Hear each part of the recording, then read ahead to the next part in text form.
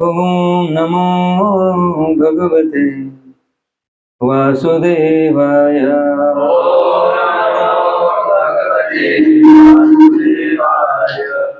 Eco zero. ओम नमो भगवते वासुदेवाय।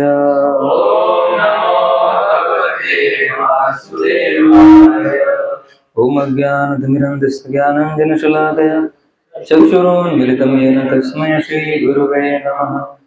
श्रीचैतन्यमनोभीष्टं स्थापितं येन भूतले स्वयं रूप कदा मह्यं ददाति स्वपदान्तिकम्। वन्देऽहं श्रीगुरुः श्रीयुतापदकमलं श्रीगुरो वैष्णवांश्च श्रीरूपं साग्रजातं सहगण रघुनाथान्वितं तं सजीवं साद्वैतं सावधूतं परिजनासहितं कृष्णचैतन्यदेवं श्रीराधा कृष्णबालां सहगण ललिता श्रीविशाखान्वितां हे कृष्ण करुणा सिन्धु दीनबन्धो जगत्कृते गोपेश गोपिकाकान्त राधाकान्त नमोऽस्तुते। तप्तकाञ्चन गौराङ्गी राधे वृन्दावनेश्वरी वृषभानुसुते देवी प्रणमामि हरिप्रिये। पञ्चकल्पतरुभ्यश्च कृपा सिन्धुभ्येव च पतितानां पावनेभ्यो वैष्णवेभ्यो नमो नमः। नमो ॐ विष्णुपादाय कृष्णप्रेष्ठाय भूतले श्रीमते भक्तिवेदान्त स्वामिनिति नामिने। नमस्ते सरस्वते देवे गौरवाणी प्रचारिणे निर्विशेष शून्यवादी वात्सल्यदेशसारिणे। जय श्री कृष्ण चैतन्य प्रभु नित्यानंद श्री अद्वैत गदाधर श्रीवास आदि गौर भक्त वृंद। हरे कृष्ण कृष्ण कृष्ण हरे हरे हरे राम राम राम हरे हरे।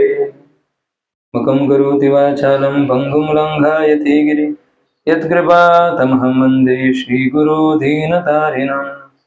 श्रीचैतन्य ईश्वरं परमानंदमाधवं। अजून कोणीतरी येईल मग, म्हणून त्याला जागा ठेवण्यासाठी तुला म्हटलं पुढे. हरे कृष्ण. तर पुन्हा एकदा आपल्या सगळ्यांचं आपल्या वृंदावन बेस या ठिकाणी स्वागत आहे. आणि भरपूर मोठ्या कालावधीनंतर आपण पुन्हा एकदा भेटतो. जवळजवळ 2 महिन्यानंतर आपण भेटतोय. तर खूप खूप धन्यवाद आपण या ठिकाणी आल्याबद्दल. आणि जसं लवकरच आपण रथयात्रा साजरी करणार आहोत, अगदी 2 दिवस राहिले आहेत फक्त. तर त्या अनुषंगाने मी विचार केला की आपण थोडं जगन्नाथपुरी धाम आहे आणि ते कशा प्रकारे रहस्यमय आहे त्याबद्दल थोडी चर्चा करूया. तर काही दिवसांपूर्वी आपण एक ऑनलाईन सत्र घेतलं होतं. आपल्याला कोणी ते अटेंड केलं होतं? ऑनलाईन सत्रामध्ये आपण चर्चा केली होती द मिस्टेरियस लॉर्ड जगन्नाथ. तर त्यामध्ये आपण बरीच चर्चा केली, जवळजवळ 1 तास आपण चर्चा केली. तर त्यापैकी काही आठवतं आपल्याला कोणाला सांगता येईल? तुम्हाला आवडलेला मुद्दा किंवा तुम्हाला आठवलेली गोष्ट त्यामधली एखादी एक वाक्य. हे सार्थक प्रभू, हर्षल प्रभू.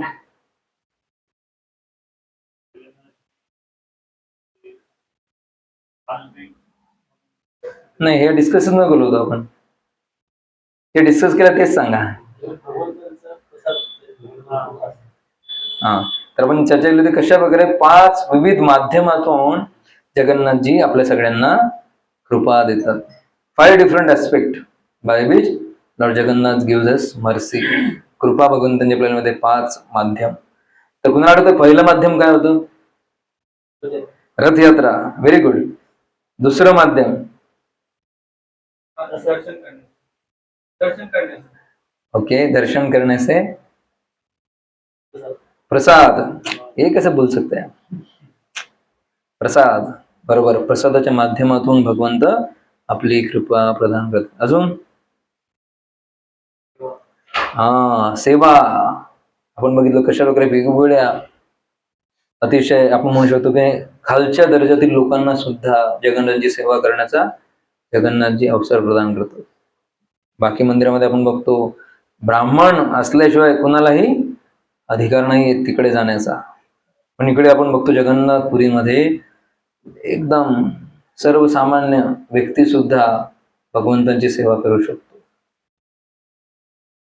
ओके, तर आज आपण बघणार आहोत कशा प्रकारे जगन्नाथ मंदिरामध्ये आणि जगन्नाथपुरीमध्ये 7 रहस्य आहेत आणि ते कोणकोणते आहेत. रहस्य म्हटलं की आपले कान उभे राहतात. रहस्य. तर सुरू करण्या अगोदर आपण एक प्रणाम मंत्र आहे जगन्नाथजीचा, तो म्हणूया. जसं आपण बघतो आपल्याकडे ज्यावेळी आपण मंदिरात आल्यानंतर प्रवेश केल्यानंतर सर्वप्रथम कुणाला प्रणाम करतो? प्रभुपादांना.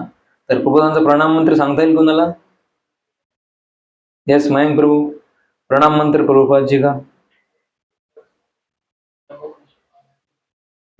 Yes right.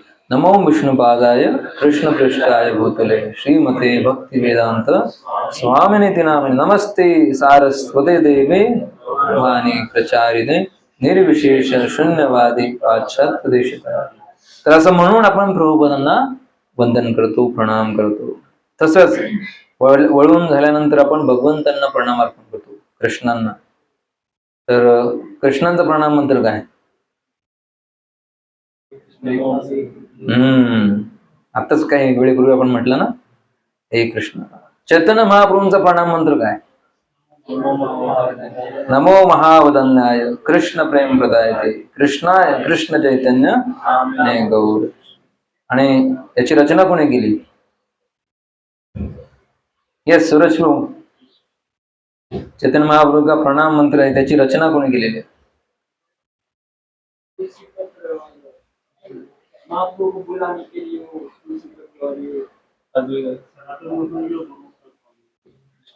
रूप गोस्वामी. संपूर्ण जे इस्कॉन मेंबर आहेत, प्रभुपाद म्हणायचे की वी आर ऑल रूप अनुगास. आपण सगळे रूप गोस्वामींचे फॉलोवर आहोत. तर ज्यावेळी चैतन्य महाप्रभूंना ते भेटले दशाश्वमेध घाट या ठिकाणी, तेव्हा चैतन्य महाप्रभूंना बघून त्यांनी तो प्रणाम मंत्र रचला. तर अशा प्रकारे प्रणाम मंत्र आहेत. तर जगन्नाथजींचा प्रणाम मंत्र काय?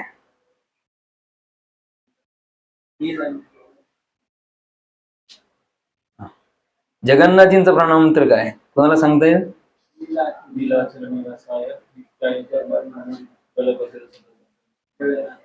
जय हो. तर चला आपण सर्व मिळून जगन्नाथचा प्रणाम मंत्र आज पाठ झाला पाहिजे.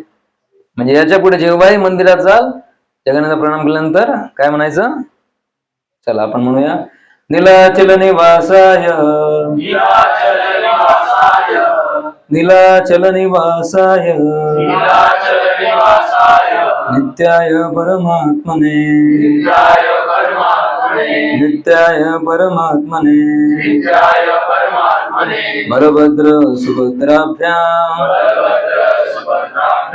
बलभद्र सुभद्राभ्याम जगन्नाथाय ते नमः जगन्नाथाय ते नमः नीलाचल निवासाय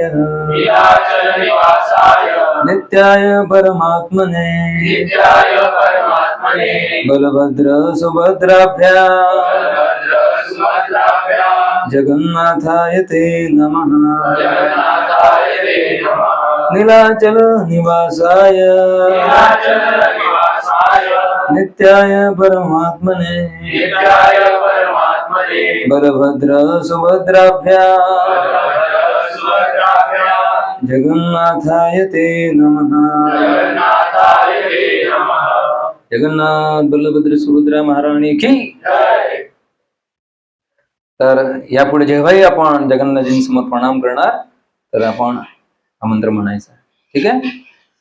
तर आता आपल्या विषयाकडे 7 मिस्ट्रीज, 7 रहस्य जगन्नाथपुरी आणि जगन्नाथ मंदिराबद्दल. तर पहिलं रहस्य आहे जगन्नाथपुरी इथे असणारं किचन आणि तिथे बनणारा प्रसाद.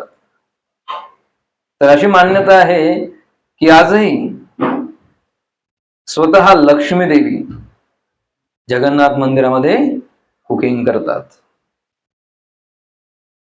आणि विशेष गोष्ट, आजही जगन्नाथपुरी मंदिरामध्ये फक्त आपल्या भारतीय ज्या भाज्या आहेत, भारतीय मसाले, त्यांचाच वापर केला जातो. टमाटो नाही, बटाटे नाही, मिरची नाही, कॉलीफ्लावर, कॅबेज, शिमला मिर्च नाही. तुम्ही म्हणाल मिरची तर इंडियन आहे ना? नाही, मिरची आपली नाही आहे, बाहेरून आलेली आहे. तर आजही त्या ठिकाणी या मूळ भारतीय टिपिकल इंडियन जे व्हेजिटेबल आहेत त्यांचाच वापर केला जातो. आणि सर्वोत्कृष्ट म्हणजे कुकिंग करण्याची पद्धत. या ठिकाणी आपल्याला दिसतंय एका मटक्यावरती एक असे मटके ठेवलेले आहेत. तर असे 7 मटके ठेवले जातात आणि लाकड सरपण पेटत आहे आणि त्यावरती जेवण बनवलं. गॅस वगैरे, शेगडी वगैरे नाही. आणि सर्वात आश्चर्यकारक गोष्ट, आता आपल्यापैकी बरेच जण या ठिकाणी सायंटिफिक बॅकग्राऊंडचे आहेत. जर खाली त्या ठिकाणी चुलीजवळ जाळ लागलेलं आहे, पेटतंय, तर सर्वात अगोदर कोणत्या मटक्यातील जेवण परिपक्व व्हायला पाहिजे? खालच्या ना, कारण सगळ्यात जास्त हिट कुठे आहे? खाली आहे. पण जगन्नाथपुरीमध्ये सर्वात अगोदर फक्त ते वरचं मटक. 7 मटके ठेवलेत एकावर एक. सर्वात अगोदर कुठलं बघणार? वरचं 7वं मटक. त्याच्यानंतर 6वं, 5वं, 4थं, 3रं, 2रं आणि मग पहिलं. कसं माहित नाही, पण असं होतं. तर हे सायंटिफिक दृष्ट्या पण एक मोठं आश्चर्य आहे. हे कसं शक्य आहे?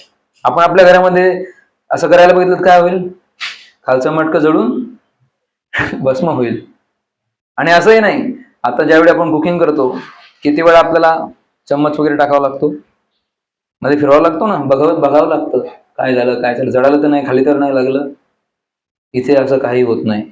एकदा ते ठेवलं त्याला मध्ये तो हलवायला पण जात नाही पुजारी. तर इंद्रद्युम्न राजा ज्यांनी जगन्नाथजींची स्थापना केली, तर त्यांनी भगवंतांना एक वर मागितला होता. वर काय होता? की भगवंता, इथे तुम्ही फक्त जेवण करायचं, भोग स्वीकार करायचा. केवढा? म्हणजे आता आपण जसं जेवायला बसलो, जेवण झाल्यानंतर आपण काय करतो? आपले हात धुतो.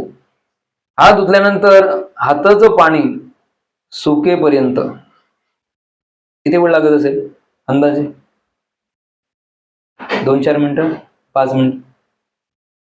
तर इंद्रद्युम्न राजांनी वर मागितला, तुमचं एक जेवण झाल्यानंतर तुमचं हाताचं पाणी सुकणे अगोदर दुसरा भोग लागणार तुम्हाला. तर दिनभर भगवान खाते राहते, दिवसभर जेवतात भगवान. का? त्यामागे पण एक कारण आहे, ते आपण पुढे जाऊन बघूया. तर आजही त्या ठिकाणी अशा प्रकारे कुकिंग केलं जातं. आणि असं मान्यता आहे की साक्षात लक्ष्मी देवी त्या ठिकाणी कुकिंग करतात. आणि आता रथयात्रा आहे, तर यात्रेला जगन्नाथजी काय करतात?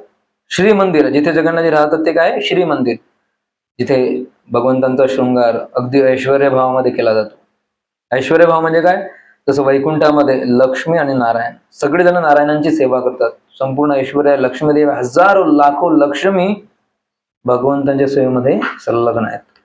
तिथे कसलेही ऐश्वर्याची कमी नाहीये. तर इथे जिथे जगन्नाथजी राहतात त्या मंदिराला काय म्हटलं तर श्री मंदिर.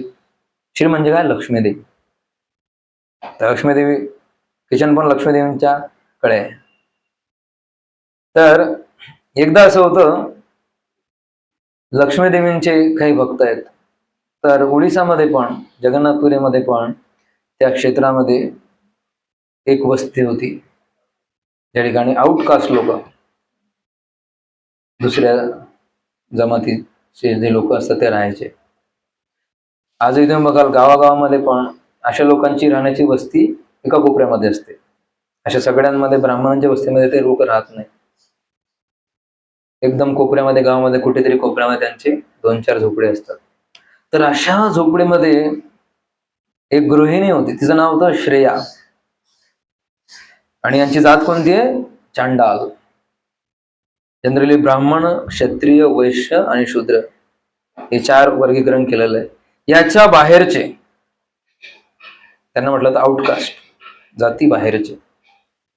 तर अशा समाजातली ही स्त्री परंतु लक्ष्मी देवीची खूप पूजा करायची. तर इथे जगन्नाथ मंदिरामध्ये लक्ष्मी देवींनी विचार केला की अरे माझे एवढे चांगले भक्त आहेत, तर मला त्यांच्या घरी त्यांनी जी पूजा केली लक्ष्मी पूजा ती ग्रहण करण्यासाठी, स्वीकार करण्यासाठी जायला पाहिजे. तर अशा प्रकारे लक्ष्मी देवी तो जो अवधी होता काही 5-6 दिवसांचा, त्या अवधीमध्ये रोज नित्यनेमाने त्या वस्तीमध्ये जायच्या आणि तिथून ती पूजा स्वीकार करून परत यायच्या. तर एकदा बलरामजींनी बघितलं की लक्ष्मीदेवी कुठनं येत आहेत. त्यांनी बघलं अरे ह्या तुच्छ वस्तीमधून लक्ष्मीदेवी येत आहेत. तर बलरामजींना ते आवडलं नाही. बलरामजींनी लगेच जगन्नाथांना सांगितलं, जरा बघ, लक्ष ठेव पत्नीकडे. आजकाल कुठे जातात लक्ष्मीदेवी, नको त्या ठिकाणी जातात आणि तसं जेवण इकडे आमच्यासाठी जेवण बनवतात, हे योग्य नाहीये. तर जगन्नाथजींनी विचारलं लक्ष्मीदेवींना की असं ऐकलं की तुम्ही कुठे जातात म्हणून. हो म्हणे, माझे भक्त आहे त्या ठिकाणी आणि खूप चांगले भक्त आहे, खूप प्रेमाने एवढी पूजा करतात, तर ते स्वीकार करण्यासाठी मी तिथे गेले होते. नाही म्हणे, बलरामजींना ते आवडलेलं नाही. मोठा भाऊ ना, काय म्हणतात, धीर म्हणतात ना, धीराला ते आवडलेलं नाहीये. तर लक्ष्मीदेवीला पण राग आला की हे जरा जास्त होत आहे. तर लक्ष्मीदेवीने ठरवलं की आता मी अशी वेळ आणणार की तुम्हा दोघांना जेवायला भेटणार नाही. तर लक्ष्मीदेवीने काय केले, सगळे चुले, जेवढे काही चुले जगन्नाथ मंदिरामध्ये आणि लक्ष्मीदेवींचे जे काही पार्षद आहेत त्यांनी सगळे चुले मोडून टाकले. आणि जगन्नाथ किती वेळा खाण्याची सवय? दिवसभर खाण्याची सवय. तर सकाळचे 9 वाजले. बलरामजी म्हणते जगन्नाथजींना, काय रे, काय झालं, अजून काही भोग आला नाही? जरा बघ काय आपले पुजारी लोक काय आता संपावर गेले वाटतं. चौकशी केली, म्हणे कुकिंग चालू झालेलं नाही म्हणे. आणि असं कसं काय? बरं जो काहीतरी कर म्हणे जा. जगन्नाथजी बघता, आता काय करायचं, कोणीच नाही तिथं, कुकिंग करायला कोण नाहीये. मग बलरामजींना सांगितलं गेलं की काय इथं काहीच नाहीये, कुकिंग करायचा प्रश्न सोडा. बलरामजी म्हणाले अरे काहीतरी असेल, जसं आपल्याकडे शेंगदाणे फुटाणे काही असतात पडलेले किचन मध्ये, अरे काहीतरी घेऊन येते, भूक लागली मला. जगन्नाथजी गेले बघायला. बघितलं तर संपूर्ण किचन खाली, एक दाणा नाही. काय करायचं? म्हणे चल बाहेर जाऊया, मंदिराच्या बाहेर आपले एवढे भक्त आहेत जगन्नाथपुरीमध्ये, कुठे ना कुठे आपल्याला भेटूनच जाईल काही ना काही. ठीक आहे, दोघं भाऊ बाहेर पडले. लक्ष्मीदेवीने सगळी बिल्डिंग लावून ठेवली. तर रस्त्याने त्यांना एका ठिकाणी मुरमुरे दिसले. अरे म्हणे चल, इथं भूक लागली, काहीतरी मुरमुरे खायला भेटते. तर जसे ते खायला गेले तोपर्यंत लक्ष्मीदेवीने वायुदेवांना सांगितलं, चला सुरू व्हा. जोरात वाऱ्याची झुळूक आली, ते मुरमुरे हातापर्यंत, तोंडात येईपर्यंतच उडून गेले. अरे काय चाललंय काय? तर दोन्ही भाऊ फिरतायत पूर्ण राज्यभरामध्ये, कुठे जेवायला भेटेल आम्हाला. तर असं फिरत फिरत हिंडत संध्याकाळ होते, अजूनही पोटामध्ये अन्नाचा कण गेलेला नाहीये. मग हे सगळं चालू असताना गावाच्या बाहेर त्या वस्तीमध्ये तिथून त्यांना मंगलमय ध्वनी ऐकायला येतो. तर जगन्नाथजी म्हणतात, बघ अरे तिकडे काहीतरी पूजा वगैरे चाललेली, आणि पूजा म्हणजे प्रसाद है ना, कोणतीही पूजा प्रसादाविना पूर्ण होत नाही. मग आपण चला तिकडे जाऊया. पण लगेच जगन्नाथ म्हणतात, अरे पण एक समस्या आहे. म्हणजे काय समस्या आहे? नाही म्हणे, ती वस्ती कोणाची माहिती आहे का? बलराम, अरे ते असू दे काही, अरे इथे जेवायला पाहिजे, इथं मरून जाईल काही असू दे, चल जाऊया तिकडे. मग त्या वस्तीमध्ये प्रवेश करतात आणि त्या श्रेया नावाची जी गृहिणी असते तिच्या घरामध्ये पूजा चाललेली आहे. मग तिथे भिक्षा मागला जातात. आता ब्राह्मणाचा वेश घेतलेला आहे त्यांनी. तर त्या स्त्रीने पण त्यांना बोलवलं. बसवलं घरामध्ये. आता आतमध्ये किचन मध्ये कोण आहे? लक्ष्मी देवी आहे. त्या लक्ष्मी देवी गंमत करताय आता. तर मग एक एक पदार्थ येतोय. तर पहिला पदार्थ खातात बलरामजी, जगन्नाथजींकडे बघतात. असं वाटतं याची चव आपण पहिले कुठेतरी चाखलेली आहे, पण हे कुठं आपण आलो कुठं? हे शक्य नाही म्हणे. तुमचा भ्रम असेल तो. दुसरं व्यंजन आलं, ते चाखलं. अरे हे पण ओळखीचं वाटतंय. मग तेव्हा त्यांना कळून चुकलं की कोण हो इथे, कोण आहे आतमध्ये? लक्ष्मी देवी आहेत म्हणून. आणि मग बलरामजींनी सांगितलं, बाबा चला जाऊया. लक्ष्मी देवींना पण सांगा परत या, नाही तर आमचं काही खरं नाही. तर आजही ज्यावेळी रथयात्रा होते ना, जगन्नाथजी श्री मंदिर सोडून गुंडीच्या मंदिराकडे जातात. तर गुंडीच्या मंदिरातून जवळजवळ 3-4 किलोमीटर अंतरावर, 3 किलोमीटर. तर जगन्नाथ मंदिर हे काय द्वारका आहे, जिथे ऐश्वर्य आहे. आणि गुंडीच्या मंदिर काय आहे? वृंदावन आहे. तर भगवंत द्वारका सोडून वृंदावनाला जातात. त्याचं प्रतीक आहे रथयात्रा. तर म्हणून जे भक्त आहेत ते सुद्धा भगवंतांना रथावर बसवून ओढतात. मनामध्ये भाव काय आहे की भगवंत तुम्ही वृंदावनामध्ये परत या. तर तिकडे जातात. भगवंत तिथे राहतात. किती दिवस? 8 दिवस राहतात तिकडे. तर मग इकडे लक्ष्मीदेव आणि त्यांचे सेवक असतात ना, खूप प्रचंड राग येतो की असं कसं, आमचे लक्ष्मीदेवींना विचारलं नाही, काही नाही, जगन्नाथजी निघून गेले. ते किती दिवस पिकनिक? 8 दिवस पिकनिक. कुठे? गावी. मजा नाही नाही म्हणे. तर ते काय करतात? संपूर्ण किचन तोडून टाक, सगळे चुले ध्वस्त करतात, सगळं काही. आणि मग परत ज्यावेळी रथयात्रा, रिटर्न रथयात्रा होते 8 दिवसानंतर, जगन्नाथजी वृंदावनातून परत श्री मंदिरामध्ये येतात. गुंडीच्या मंदिरातून श्री मंदिरामध्ये येतात. आणि मग पुन्हा एकदा लक्ष्मीदेवी त्यांना आत प्रवेश घेते. पुन्हा एकदा मग सेवा सुरू होते. तर अशा प्रकारे जगन्नाथजीचं जे किचन आहे ते विशेष आहे. तर तिथे जे सेवा करणारे लोक आहेत, समजा एखादी व्यक्ती आहे, यांचं घराणं आहे आणि यांची सेवा आहे की भगवंतांसाठी भाजी बनवायचं. तर पिढ्याने पुढे हे यांचा मुलगा, त्यांच्या मुलाचा मुलगा तेच कार्य करणार. ते तुमची सेवा आहे समजा स्वीट बनवायची भगवंतांसाठी, तर पिढ्या तुम्ही काय करणार? तेच बनव. कुणाची सेवा आहे? पाणी भरण्याची, विहिरीतून पाणी काढून ते पाणी पोहोचवायची. तर पिढ्या ती तीच सेवा करतायत. कोणी असं म्हणत नाही की अरे आता माझ्या वडिलांनी पाणी नेलं होतं ना, आता मी उद्यापासून स्वीट बनवतो. नाही, त्यांना सेवा एवढी प्रिय आहे की जगन्नाथजीने आम्हाला ही सेवा दिली आहे, तर आम्ही तीच सेवा करणार. कधीही दुसऱ्याच्या सेवेचा द्वेष आम्ही नाही करणार, किंवा कधीही कुणाच्या मनामध्ये हा विचार येत नाही की माझी सेवा ही श्रेष्ठ आहे आणि याचं काय फक्त पाणी तर घेऊन जातो हा. मी माहितीये मी स्वीट बनवतो. कुणासाठी? जगन्नाथजींसाठी. नाही, कारण भगवंतांच्या दृष्टीने सगळ्या सेवा सारख्या आहेत. तर हे आहे पहिलं रहस्य. कशा प्रकारे? ते पहिले 7वं जे मडकं आहे त्याच्यातलं अन्न पहिल्यांदा पकत असतं आणि सगळे मातीचे मटके असतात. एकदा वापरलेलं मटकं पुन्हा वापरलं जात नाही. नेक्स्ट दुसरं आहे, जगन्नाथजींच्या मंदिरावरती एक प्रचंड चक्र आहे, सुदर्शन चक्र आहे ते. आणि त्या ठिकाणी तुम्हाला दिसतंय बाजूला काय? एक मोठा झेंडा आहे, पताका आहे. तर इथे जसं मी सांगितलं की ज्या पुजाऱ्यांना जी सेवा आहे तीच सेवा ते कंटिन्यू करणार. तर 11व्या शतकामध्ये बांधलं गेलेलं आहे मंदिर. किती? 11व्या शतकामध्ये. त्याच्यावरती एवढं मोठं सुदर्शन चक्र आहे. त्याच्याबद्दल पण आपण पुढे डिटेल बघूया. पण दर दिवशी न चुकता, पाऊस, ऊन, वारा, काही असो, वादळ असो, काही असो, पुजारी मंदिरावर चढणार.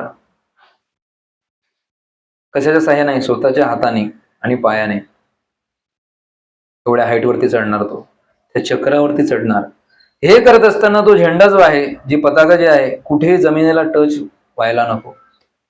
तर तो अशी बांधून घेतो स्वतःच्या पाठीला आणि मग तो वर चढतो. आणि त्याच्या घरामध्ये त्याचा जो येणारी पिढी आहे, लहान मुलं असेल त्याला पण तो ट्रेनिंग देतो लहानपणापासून, म्हणजे थोडं मोठं झाल्यानंतर, तर त्याला समजायला लागल्यानंतर. तर एकदा असा प्रसंग झालेला, आजपर्यंत हिस्ट्रीमध्ये कधीही काही दुःखद घटना यामध्ये घडली नाही की एखादी पुजारी चढला आणि तो पडला. आजपर्यंत झालेलं नाहीये. ऊन असो, वारा असो, पाऊस असो, वादळ असो, काही असो.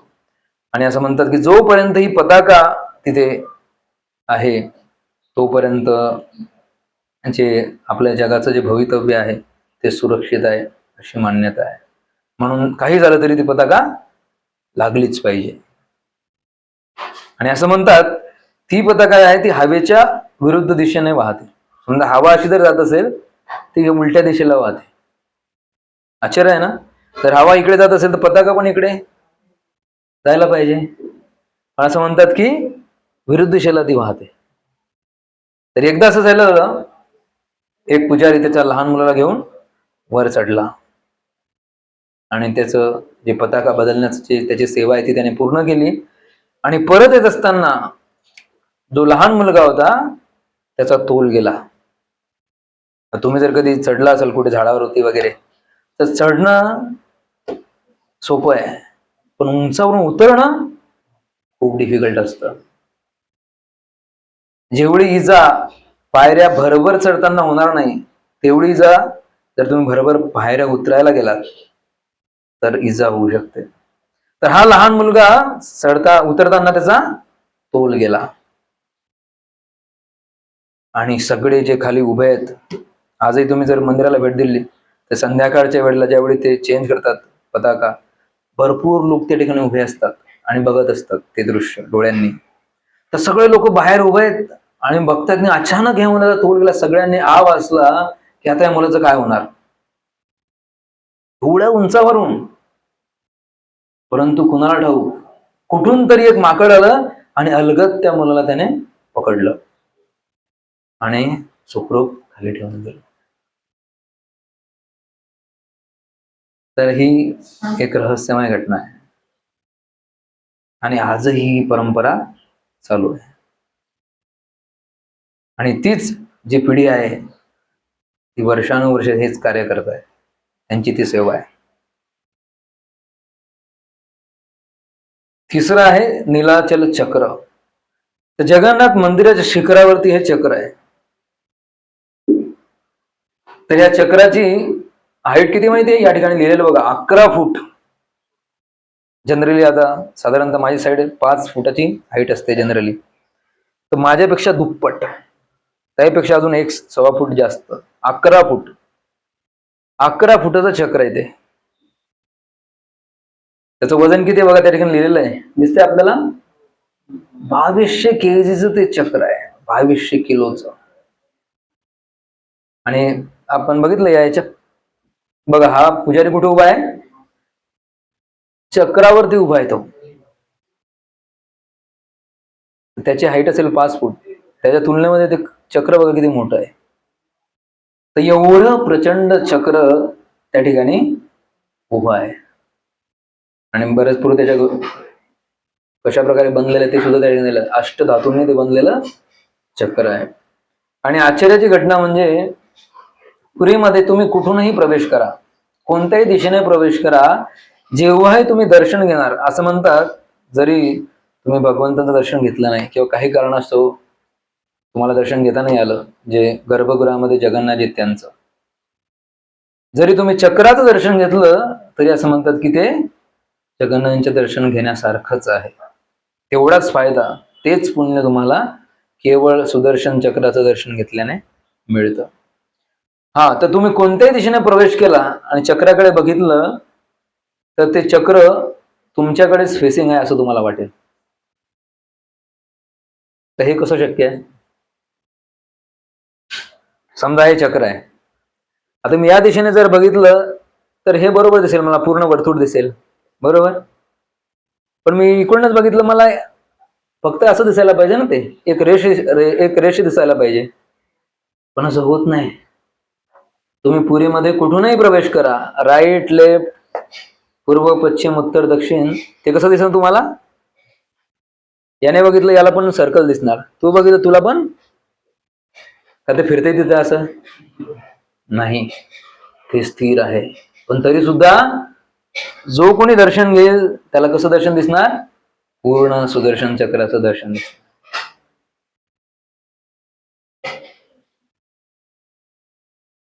चैतन्य पूर्ण काय विचारायचं आहे? तेही करून बघितलंय.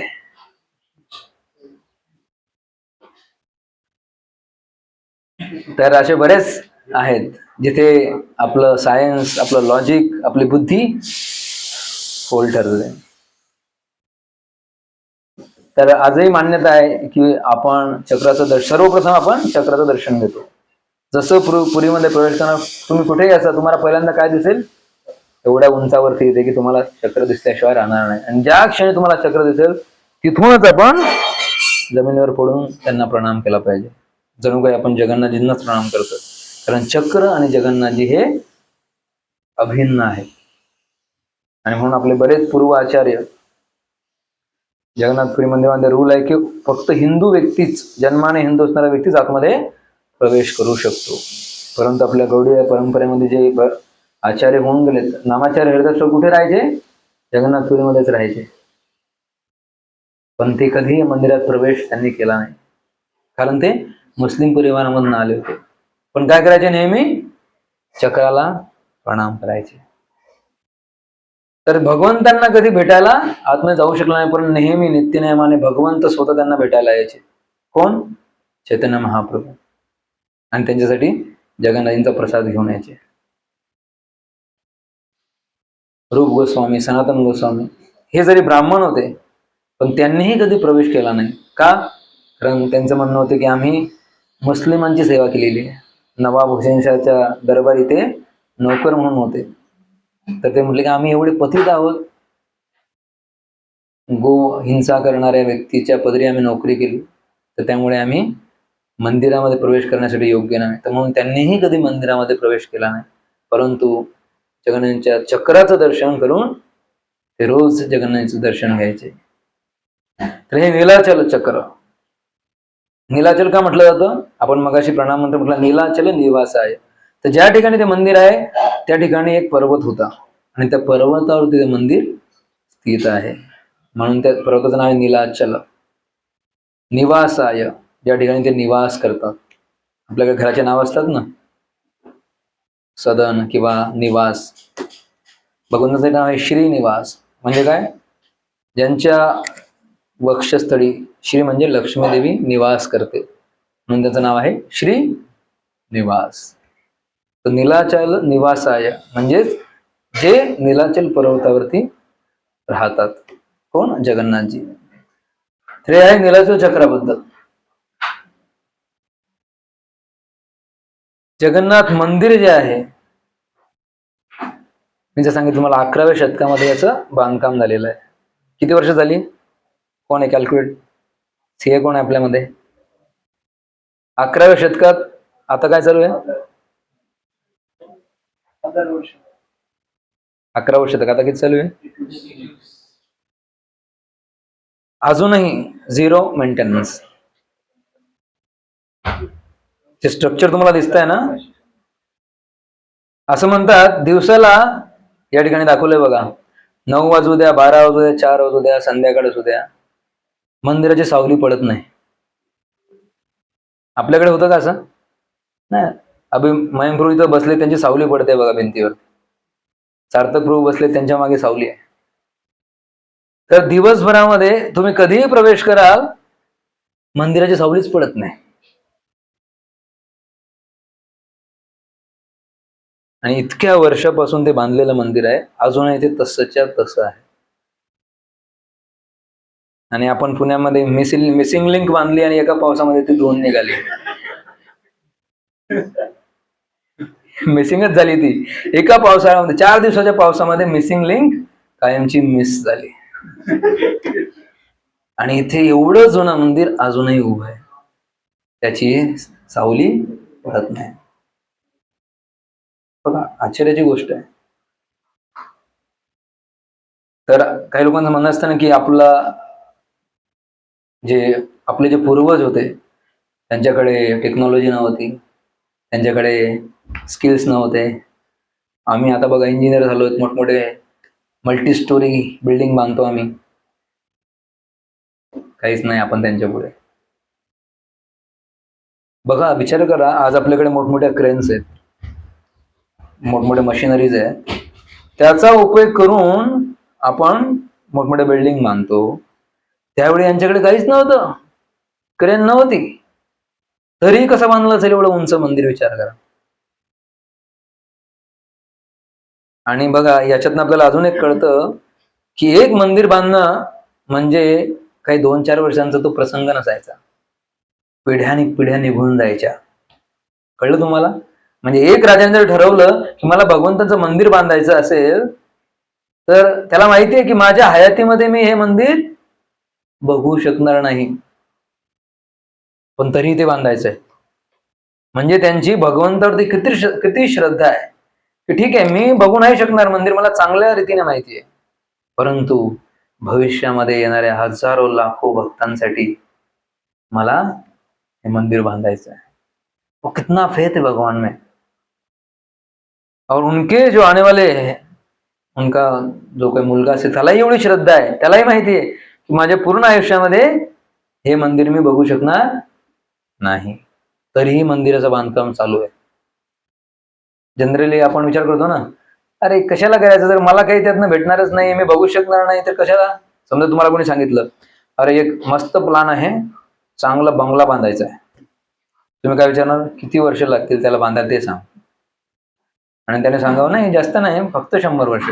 आणि तुमचं वय किती आहे, 50 ऑलरेडी झालंय. तुम्ही काय म्हणणार, अरे काय फायदा, एवढा पैसा खर्च करणार, मी तिथे राहू शकणार नाही, काय फायदा, चल निघ इथून. पण हे राजे बघा, म्हणून यांना काय म्हटलं जातं, राजर्षी म्हटलं जायचं.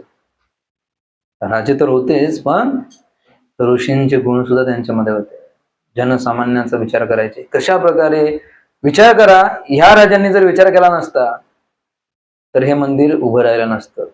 आणि तेव्हापासून आजपर्यंत हजारो लाखो भाविक रोज येऊन त्या मंदिरामध्ये दर्शन घेत आहे, त्यांना हा अनुभव मिळालाच नसता. तर असं ते मंदिर आहे.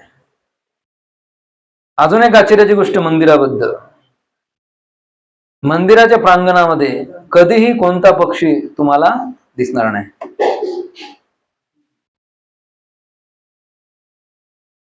इथे आमच्या बेसमध्ये आम्ही बघतो, थोडस आम्ही आतमध्ये गेलो की तिथे 4 कबूतर येऊन बसतात. मुंबईमध्ये आम्ही बघतो, मंदिरामध्ये सगळ्यात जास्त जर त्रास कोणाचा असेल तर तो आहे कबुतरांचा. कुठेही ते बसणार, नको त्या ठिकाणी जाऊन ते बसणार आणि ती जागा खराब करणार. परंतु इथे संपूर्ण मंदिराच्या प्रांगणामध्ये एकही पक्षी तुम्हाला उडताना दिसणार नाही. आश्चर्य आहे.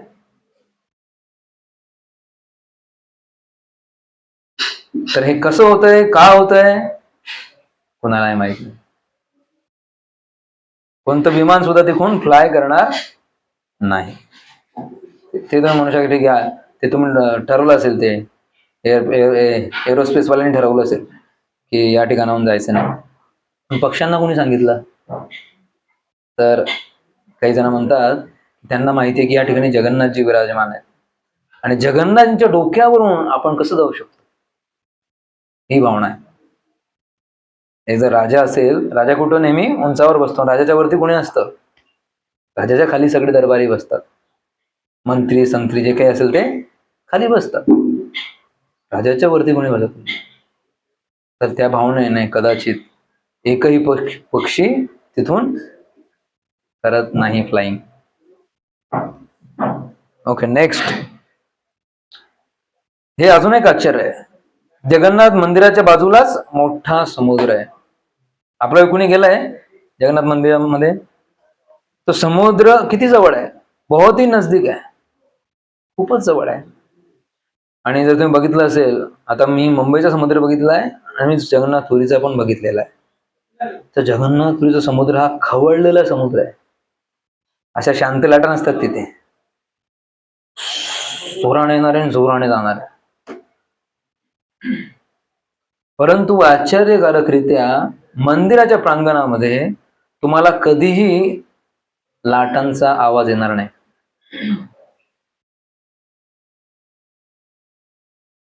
आणि हे कोस्टल एरियामध्ये समुद्राच्या बाजूलाच आहे. आणि आजपर्यंत भरपूर, Odisha is known for that, heavy नाव अँड देन सायक्लोन. परंतु अजूनपर्यंत एकही सायक्लोन जगन्नाथ मंदिरापर्यंत आलेलं नाही. आलं तरी काठावरच, तिकडेच मंदिरापर्यंत. आणि मंदिरामध्ये आवाज येणारच नाही तुम्हाला, असं एकदम पीसफुल वाटतं. लाटांचा आवाजच येत नाही तिथे. का? तर जगन्नाथजी यांच्या पत्नी कोण आहेत? लक्ष्मीदेवींचे वडील कोण आहेत? समुद्र आहेत. ते सासरे आहेत समोर. तर काय व्हायचं, सासऱ्यांची पण इच्छा असायची जगन्नाथजींचं दर्शन घ्यायची. तर सारखा आवाज करायचे ते. तर जगन्नाथ म्हटले काय गोंधळ करतात हे. तर हनुमानजींना बोलवलं. हनुमानजी सांगितलं तू कोण आहेस? पवनदेव आहेस. पवनदेवांचा मुलगा आहेस ना? मग एक काम करायचं, तू इथे उभं राहायचं आणि जेवढाही ध्वनी येणार ना, तो ध्वनी सगळा त्याला तो हे करून घ्यायचा, शोषून घ्यायचा. आतमध्ये माझ्याकडे ध्वनी आला नाही पाहिजे. तर म्हणून हनुमानजी तिथे उभे आहेत. हनुमानजी काय करतात, जेवढाही ध्वनी येईल तो सगळा समावेश करून घेतात आणि मंदिरामध्ये कसलाही ध्वनी ऐकायला येत नाही. सायंटिफिक दृष्ट्या हे कसं शक्य आहे कोणालाही माहित नाही, पण हे तिथे तुम्हाला बघायला मिळेल. तर तिथे जे हनुमानजी आहेत त्यांचं नाव आहे बेडी हनुमान. बेडी हनुमान म्हणजे काय? हनुमानजी ज्यांना बेडीमध्ये अडकवून ठेवलेलं आहे. पण असं का? तर हनुमानजी त्यांचे आराध्य दैवत कोण आहेत? राम. राम कुठे राहतात? अयोध्या. आता अयोध्या कुठे? नॉर्थ मध्ये. पुरी कुठे आहे? ईस्ट मध्ये, पूर्वीकडे. आणि पुरीच्या लोकांचं जेवण काय? Rice. Main staple food rice. Coastal area आहे ना, भात. आता हनुमानजी राहण्याची सवय कुठे? नॉर्थ मध्ये. स्टेपल फूड काय? रोटी है ना. तर हनुमानजींनी विचार केला, अरे काय इतके दिवस झाले यार राईस चाललाय, पकडलो राईस खाऊन. मग एक दिवस हनुमानजींना कळलं की अयोध्येला ना मोठा उत्सव चालू आहे. आणि उत्सव म्हणजे काय? प्रसाद, लड्डू, रोटी. हनुमानजी म्हणाले मैं थोड़ा जाऊन येतो, थोड़ा जाके आता हूँ, थोड़ा बहुत दिन हो गए रोटी खा के आता हूँ. तर हनुमानजी निसटले. इकडे जगन्नाथजी विचार करत आहेत. आवाज परत चालू झाला. हनुमानजी कुठे आहेत? बघितलं तर हनुमानजी गायब. थोड्या दिवसांनी आले हनुमानजी. जगन्नाथ विचार काय कुठे गेला होतास? नाही म्हणे थोडस राईस खाऊन पकलो होतो, थोडा सीतामात्यांच्या हातचं रोटी खायला गेलो होतो. जगन्नाथ म्हणे नाही अजिबात चालणार नाही. जगन्नाथांनी बेड्या ठोकल्या, तू इथून जायचं नाही म्हणजे जायचं नाही. तर अजूनही त्या ठिकाणी जे मंदिर आहे हनुमानजीचं, त्यांचं नाव काय आहे? बेडी हनुमान. हनुमानजी तिथून जाऊ शकत नाही.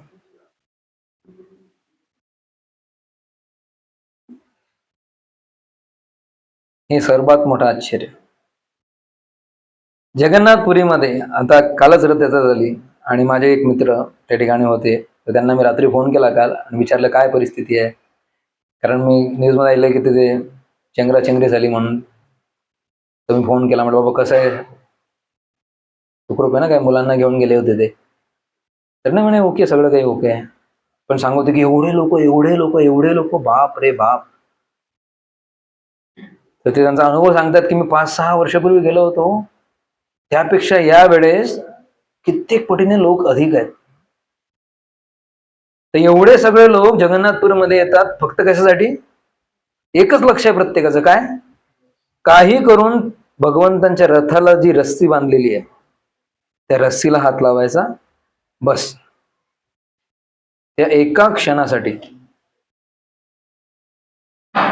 तर एकदा गौरांग प्रभू गेलेले रथयात्रेला, नेहमी जातात ते रथयात्रेला गेले, त्यांची पण इच्छा होती रथ ओढायचा आहे, पण एवढी गर्दी आहे जायला त्या रथाच्या रस्सीला हात लावायला सुद्धा मिळत नाही, कारण सगळेजण पकडून बसलेले असतात, कोण सोडणार. तर खूप प्रयास केला, खूप प्रयत्न केला. मग एक वेळ अशी आली की गौरांग प्रभू आणि त्यांच्यासोबत जेव्हा त्यांना भेटली, रस्सी भेटली आणि यांनी ओढायला सुरुवात केली. ओढतायत आणि ती रस्सी चालली पुढे. हे विचार करता एवढ्या सोप्या रीतीने कसं काय झालंय, एवढा पटापट रथ काही तर येणार नाही पुढे, हळूहळू चालतो ना रथ. नंतर यांना कळलं की ही जी रस्सी जे ओढत आहेत ती रस्सी ऑलरेडी सोडून टाकली होती रथापासून, म्हणून त्यांना मिळाला हात लावायला आणि ओढायला. तर एवढे लोक येतात, सगळ्यांचा उद्देश काय की काही करून रथाला रस्सीला हात लावायचा, आणि कोणत्याही प्रकारची पब्लिसिटी नाही, कोणत्याही प्रकारची ऍडव्हर्टाइजमेंट नाही, कोणत्याही प्रकारचे बॅनरबाजी नाही. आपल्यासारखं एक झालं की अरे अरे अरे मोठमोठे बॅनर, बाप रे बाप, काय म्हणायचं. कोणत्या छोट्या गलीतला पण तो नेता का असे ना, लगेच त्याचं एवढं मोठे बॅनर. पण जगन्नाथजींची रथयात्रा आहे या दिवशी आणि सगळ्यांनी यावं, आमंत्रण नाही, कुणालाही काही आमंत्रण ते देत नाही. कसलंही त्यांचं इन्स्टा अकाउंट नाहीये की या 16 तारखेला रथयात्रा आहे, काही नाही. एवढं सगळं नसताना सुद्धा त्या दिवशी एवढे लोक येतात कुठून. आणि दुसऱ्या दिवशी तुम्ही बघाल गायब. तर त्याच एका दिवशी एवढे सगळं, आता 25 लाख, अप्रॉक्सिमेटली 25 लाख लोक येतात कसे आणि जातात कसे, मोठा प्रश्न आहे. आणि आलेल्या कोणत्याच व्यक्तीला उपाशी ठेवत नाहीत जगन्नाथजी, ही आश्चर्याची गोष्ट आहे. कोणीच भुकेला जात नाही जगन्नाथपुरीमधून. कारण असं म्हणतात की जर तुम्हाला भगवंताचा अनुभव करायचा आहे जगन्नाथपुरीमध्ये, तर तुम्ही त्यांचा महाप्रसाद खाऊन भगवंतांची अनुभूती करू शकता. म्हणून त्यांना म्हटलं तर अन्न ब्रह्म, अन्न म्हणजे जेवण, जेवणाच्या रूपाने आपण भगवंतांची अनुभूती घेऊ शकतो. कुठे? जगन्नाथपुरीमध्ये. म्हणून एक वेळ जगन्नाथचं दर्शन नाही झालं तरी चालेल, पण जगन्नाथचा प्रसाद मात्र घ्यावाच पाहिजे. तर मागच्या वेळेस आम्ही गेलेलो, दर्शनाला गेलो, खूप उशीर झालेला, खूप गर्दी. तर आतमधून दर्शन करून बाहेर आलो, रात्रीचे 11:30-12 वाजलेले. पण तरीही काही ठिकाणी भक्त प्रसाद घेत आहेत जगन्नाथजींचा. किती वाजता? 12 वाजता. तर ते बघून आम्हाला इच्छा झाली आणि आम्ही प्रसाद घेतला रात्री 12 वाजता, कारण जगन्नाथचा प्रसाद विशेष आहे. तर जगन्नाथजींचा प्रसाद असं म्हणतात, एकदा एक व्यक्ती होता आणि तो एक विशेष पदार्थ बनवत होता तो जगन्नाथजींसाठी.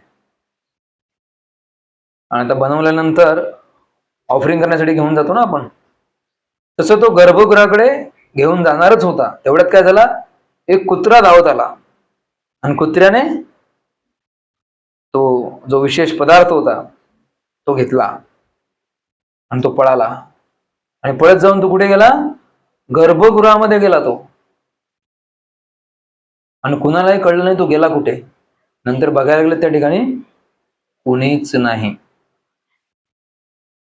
तर पुजाऱ्यांना खूप हे वाटलं की अरे असं कसं झालं, आमच्याकडे दुर्लक्ष झालं. कुत्र्याला प्रवेश मिळाला कुठे? भगवंताच्या गर्भगृहामध्ये. हे आपला हलगर्जीपणा झाला, आपली चूक झाली, आपण सुरक्षा व्यवस्था व्यवस्थित ठेवली नाही, म्हणून तो पुजारी स्वतःला दोष देऊ लागला. हेड पुजारी त्याला वाटलं की नाही हे माझ्याकडनं खूप चूक झाली. तर रात्री जगन्नाथजी त्या स्वप्नामध्ये त्याला सांगितलं की तू काही काळजी करू नकोस, ते सगळं मीच करवलं होतं. का? म्हणे का केलं भगवंता? नाही म्हणे तो जो विशेष पदार्थ बनवला होता ना, तुम्हाला एवढा आवडतो म्हणे, एवढा आवडतो की तुम्ही तो आणणार आणि मग तुम्ही ठेवणार आणि तुम्ही तो मंत्र बोलणार, तोपर्यंत तुम्ही वाट बघू शकत नाही म्हणे. म्हणून मी त्या कुत्र्याला सांगितलं तूच घेऊन ये माझ्याकडे. तर त्या पदार्थाला म्हणतात खाजा. तर असं म्हणतात जगन्नाथपुरीमध्ये जिथे कुठे खाजा बनतो जगन्नाथजी तो स्वीकार करतात. वाट बघत नाही, ते आणणार, ठेवणार, मग मंत्र म्हणणार, ऑफरिंग करणार. जगन्नाथ तो एवढा प्रिय आहे की तो बनता क्षणी जगन्नाथजी त्याचा स्वीकार करतात. तर असे आहेत जगन्नाथजी.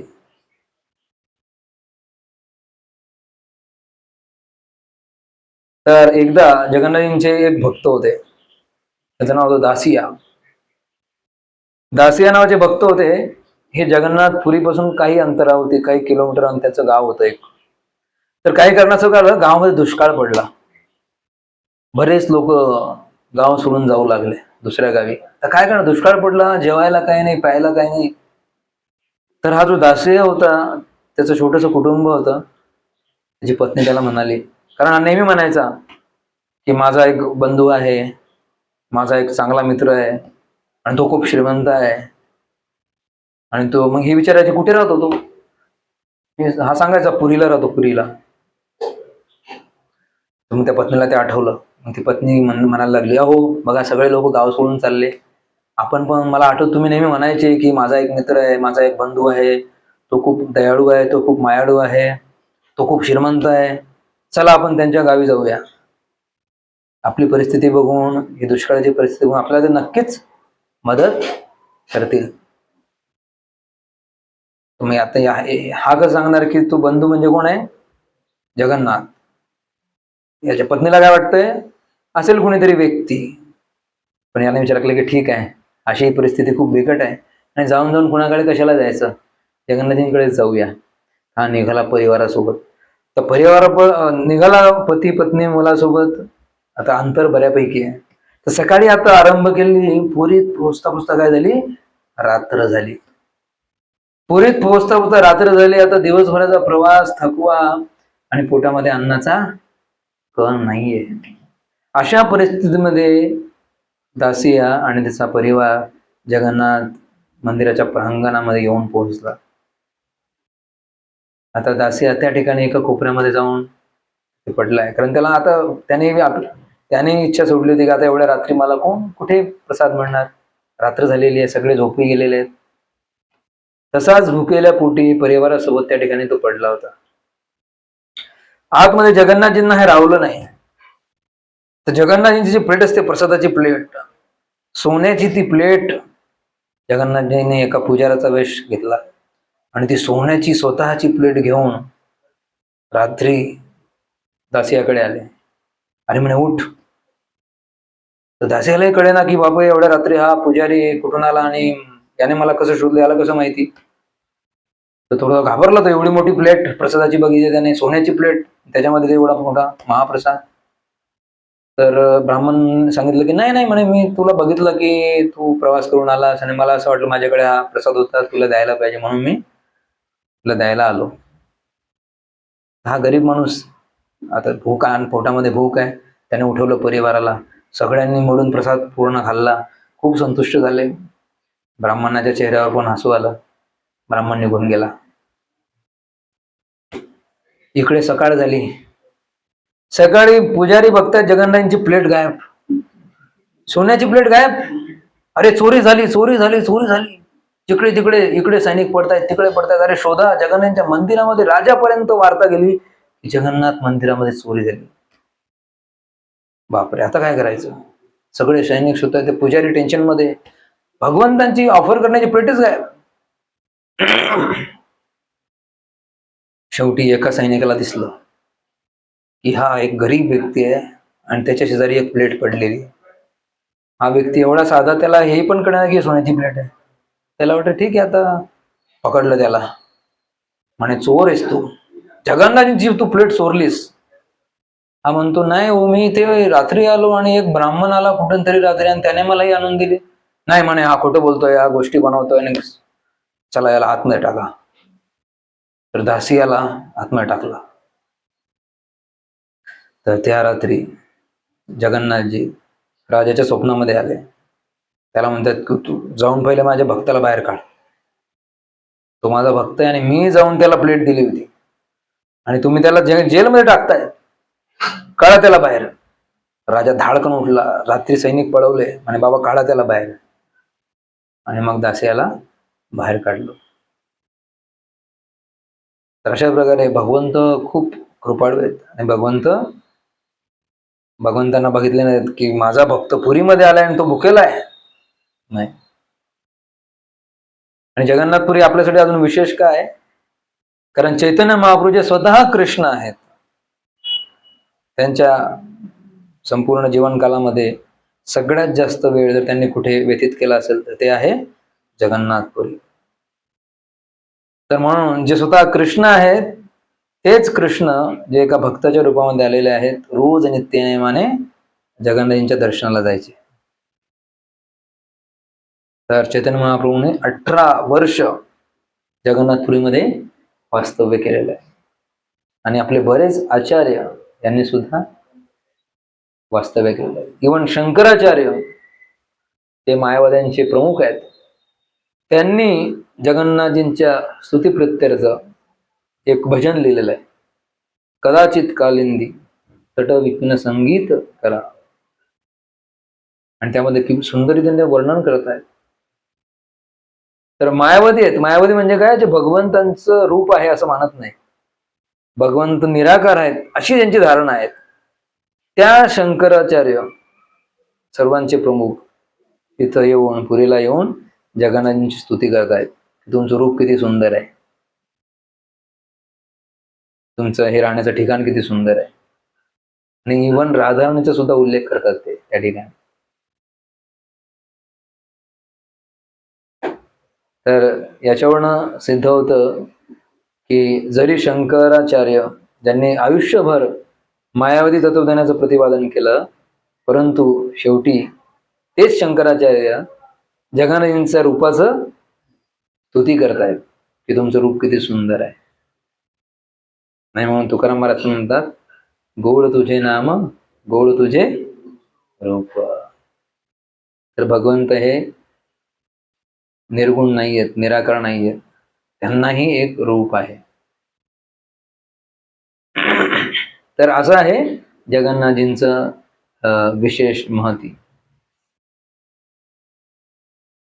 तर चैतन्य महाप्रभू स्वतः 18 वर्ष जगन्नाथपुरीला आहेत. नामाचार्य हरिदास ठाकूर ते सुद्धा पुरीला राहिलेले आहेत आणि अजून आपले बरेच आचार्य यांनी सुद्धा पुरीला वास्तव्य केलेले आहे.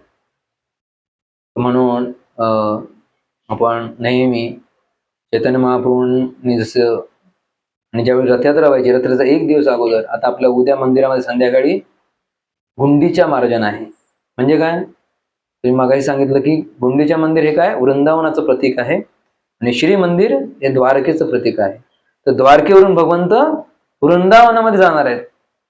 तर म्हणून वृंदावनाचं जे मंदिर आहे गुंडीच्या मंदिर, चैतन्य महाप्रभू स्वतः त्या मंदिराची साफसफाई करतात आणि तो प्रसंग चैतन्य चरितामृतमध्ये वर्णन करतात कविराज गोस्वामी अतिशय सुंदर रीतीने. कशा प्रकारे चैतन्य महाप्रभू संपूर्ण त्यांच्या पार्षदांसोबत, संपूर्ण गौडीय वैष्णवांसोबत 100 लोकांना नियुक्त केलंय पाणी घेऊन येण्यासाठी. त्या अगोदर चैतन्य महाप्रभू स्वतः सगळ्यांसोबत मिळून झाडू मारतायत मंदिराला. एक भगवंत स्वतः त्यांच्याच मंदिराची साफसफाई करतात. आपल्याला कधी कधी वाटतं रे मंदिरामध्ये झाडू मारणं ही काय छोटी सेवा, पण नाही. स्वतः भगवंत जे आहे तेच त्यांच्या मंदिराची साफसफाई करतात. का? आपल्या सगळ्यांना शिकवण्यासाठी की बाबांनो असं विचार करू नका की ही छोटी सेवा आहे, कारण त्या ठिकाणी भगवंत राहायला येणार आहेत. भावना काय आहे की भगवंत या ठिकाणी 8 दिवस राहणार आहेत. तर पहिले सगळं झाडू मारतात, 100 झाडू मागवतात, सगळ्यांना झाडू देतात, स्वतः पण हातात मध्ये झाडू घेतात आणि मारतात.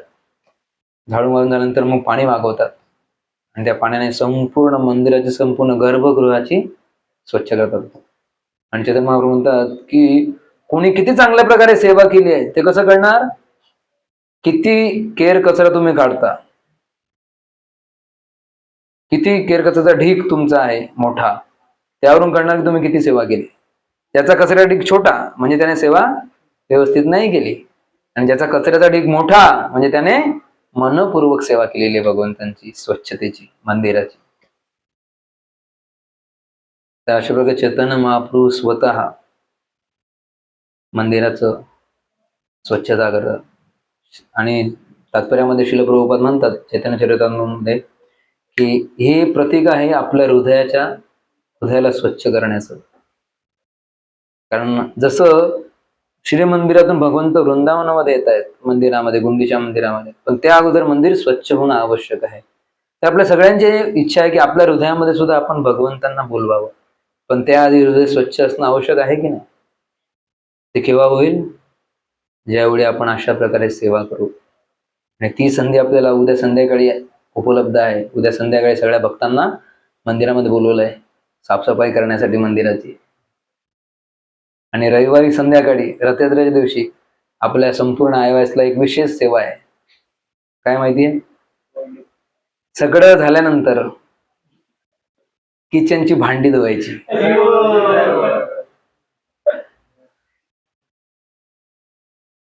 तर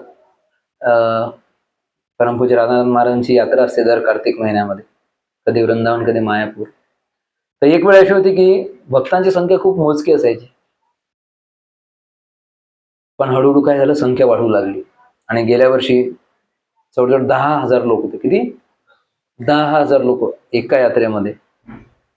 तर जे जुने लोक होते ना, त्यांच्याशी चर्चा चालली होती की अरे ते जुने दिवस चांगले होते, थोडे कमी लोक असायचे आणि महाराज पण आपल्यासोबत बसायचे, उठायचे. आता एवढे भक्त झाले, खूप संख्या वाढली नाही. तर महाराजांसमोर असं ते बोलले. तर महाराजांनी त्यांना खूप सुंदर उत्तर दिलं. महाराज म्हटले, जेवढे भक्त येणार यात्रेमध्ये, तुम्ही असा विचार करायला पाहिजे की तेवढीच आपल्याला सेवा करण्याची संधी जास्त आहे.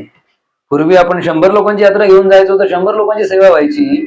आता आपण 10,000 लोकांना धामामध्ये घेऊन जातो, तर आपल्याकडून 10,000 भक्तांची सेवा होते. असा तुम्ही विचार करायला पाहिजे. बघा दृष्टिकोन कसा आहे.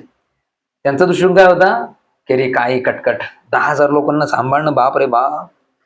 त्यांच्या बसेस आणायचं, त्यांना बसेस चढवायचं, मग कुणाचं पोरग मागे राहतं, कुणाचं पिशवी मागे राहते, कुणाचं काही विसरतो, कोणी म्हणतो मला जेवायला जायचंय, कोणी 2 लोक ऐकतच नाही, त्यांच्या मनाप्रमाणेच वागतात. किती ते मॅनेजमेंट करावं लागतं. पण महाराज म्हटले ठीक आहे, उद्देश काय आहे की आपण एवढ्या सगळ्या भक्तांना एकत्र येऊन धामामध्ये कृष्ण कथा करणार आहोत, हरिनामाचा जप करणार आहोत, आणि त्यासाठी हे सगळं चाललंय. तर म्हणून ठीक आहे, थोडा त्रास होईल पण चालेल. तर यावेळेस आम्ही अयोध्येला जाणार आहोत.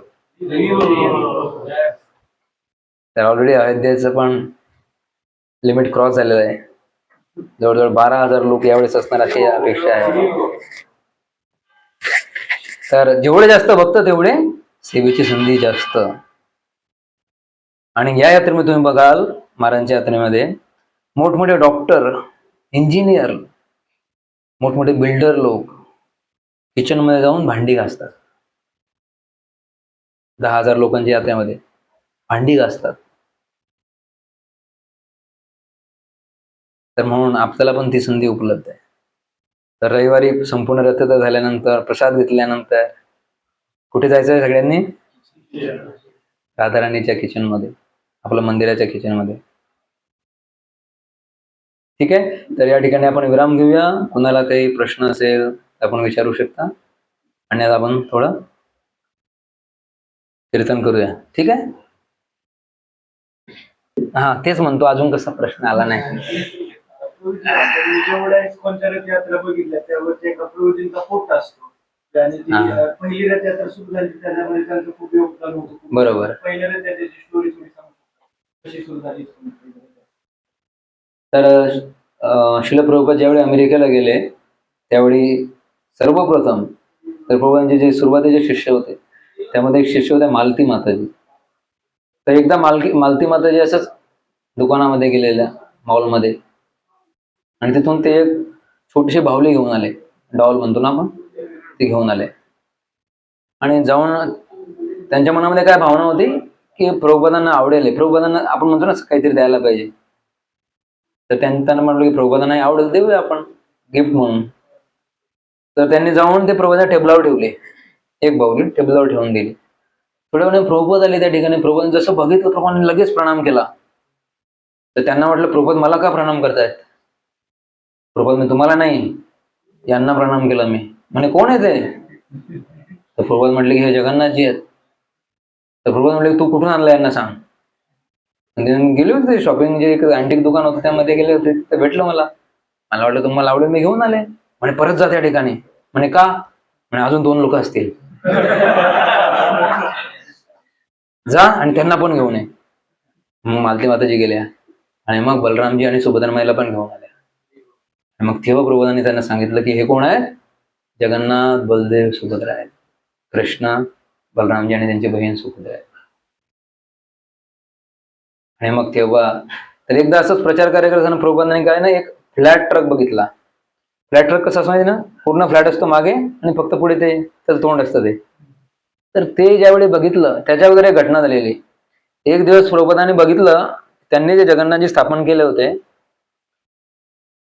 अल्टरमधून गायब. अल्टरमधून गायब. प्रभुपाद अरे कुठे गेले भगवंत? नाही म्हणे, काही भक्तांना असं वाटलं, कारण तुम्ही प्रवचनामध्ये म्हटले होते की तुम्हाला ज्या गोष्टी करायला आवडतात त्याच गोष्टी आपण भगवंतांना पण द्यायला पाहिजे. तर आम्ही बीचवर फिरायला जातो, तर आम्ही विचार केला की भगवंतांना पण ते आवडेल, तर ते भगवंतांना बीचवर फिरायला घेऊन गेले म्हणे. तर प्रभुपादांनी विचार केला, हा ठीक आहे. मग त्यांनी प्रभुपादांनी सांगितलं त्यांना की ठीक आहे, त्यांना पण बाहेर जायला आवडतं, पण त्यांना बाहेर येण्याची जी विधी आहे ती थोडी वेगळी आहे. मग त्यांनी सांगितलं, त्याला रथयात्रा म्हणतात. आता रथ कुठे येणार अमेरिकेमध्ये?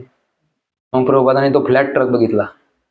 जसं प्रभुपादांनी त्या ट्रककडे बघितलं, प्रभूंच्या डोक्यामध्ये कल्पना आली की हा, इथे तर पुरीसारखा रथ बनवू शकत नाही मी, पण याचा वापर होऊ शकतो. आणि मग प्रभुपादांचे शिष्य आहेत, जयानंद प्रभू त्यांचं नाव आहे, जयानंद प्रभू. ते मेकॅनिकल इंजिनियर होते. तर प्रभुपादांनी त्यांनी सांगितलं की अशा प्रकारे थोडं रथ आपल्याला बनवायचा आहे. मग त्यांनी तो पहिला रथ उभा केला. सॅन फ्रान्सिस्कोची रथयात्रा झाली मग पहिली रथयात्रा. तर जयानंद प्रभूंचं योगदान खूप खूप मोठं आहे. तर जयानंद प्रभू एकदा ते काय करायचे, आता रथाच्या खाली कुठे आहेत ते, तर मुद्दाम काय करायचे, समजा त्यांना दिसलं कोणीतरी बाजूने चाललंय कुणीतरी, तर म्हणजे अरे कॅन यू हेल्प मी. मग तो कुठं आवाज येतोय, बघायचं अरे ह्याच्या खाली कोणीतरी झोपलाय आणि तो मागतोय काहीतरी. मग ते मुलगा येणार, मग त्याला म्हणणार एक तू काम करू शकतो, 1-2 मिनिटं तुझी फक्त, किती 2 मिनिटं फक्त. आता हे सगळं कशासाठी चाललंय? जयानंद प्रभूंचा विचार काय आहे की जाणारा येणारा कोणाही व्यक्तीला भगवंताची सेवा मिळाली पाहिजे. मग ती कशी मिळणार? त्यासाठी असं डोकं लावायचे ते. म्हणायचे अरे कोण चाललंय, 1 मिनिटं 2 मिनिटं फक्त तुमचे. तो यायचा, काय पाहिजे?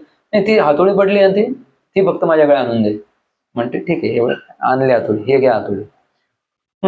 अजून एक गोष्ट म्हणजे काय, हा जो खिळा आहे ना, हा फक्त तू धर, मी मारतो खिळा, तू फक्त धरून ठेव.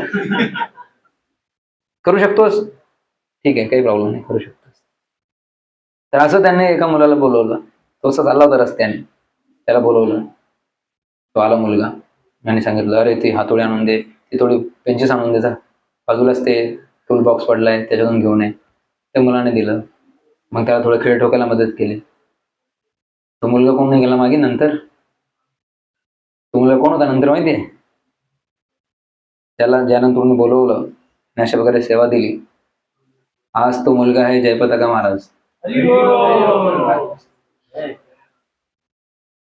तो जयपताका महाराज को किसने लाया भक्ति में?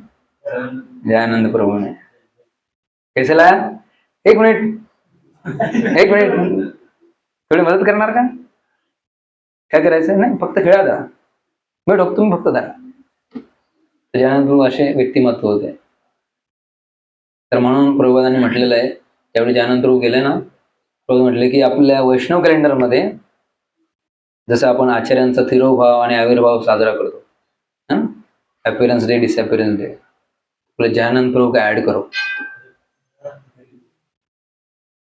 क्योंकि उनका जो योगदान है बहुत विशेष है. जयानंद प्रभू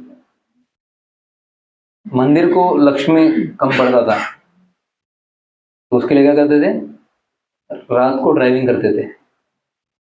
दिन में मंदिर की सेवा है, रात को क्या करेंगे, तो टैक्सी चला देते। मैकेनिकल इंजीनियर है लेकिन पैसा मंदिर को कॉम्प्युटराइज के लिए टॅक्सी चालवून जे पैसे यायचे ते मंदिरासाठी.